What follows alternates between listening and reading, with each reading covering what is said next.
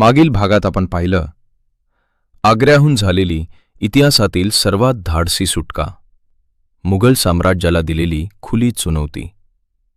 पण आता स्वराज्यातच सुरू होणार आहे एक नवीन संघर्ष. आग्र्याहून सुटका झाली, पण खरा संघर्ष आता सुरू होणार होता स्वराज्यात परतल्यानंतर. सगळं काही पूर्वीसारखं नव्हतं. राजकारण, मतभेद आणि सत्तेच्या सावल्या. छत्रपती शिवाजी महाराज स्वराज्य मजबूत करत होते, पण आतून काही लोक वेगळीच खेळी खेळत होते. संभाजी महाराज सूर, बुद्धिमान, पण स्वभावाने तीव्र.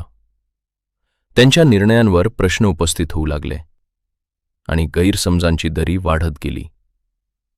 इतिहासात एक काळ असा आला जेव्हा संभाजी महाराज स्वराज्य सोडून मुघल सरदार दिलेर खानकडे गेले.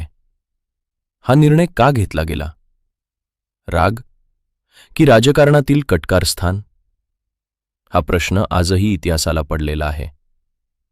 पण एक गोष्ट नक्की, हे स्वराज्याच्या शत्रूंना हवं होतं. मुघलांसाठी ही संधी होती स्वराज्य आतून तोडण्याची.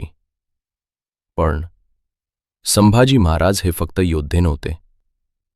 त्यांना सत्याची जाणीव झाली, चूक लक्षात आली आणि ते परत स्वराज्याकडे वळले, कारण त्यांच्या रक्तात होतं स्वराज्य.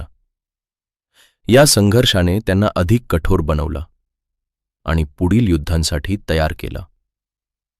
पुढील भागात संभाजी महाराजांचं पुनरागमन आणि पुन्हा मिळवलेला विश्वास.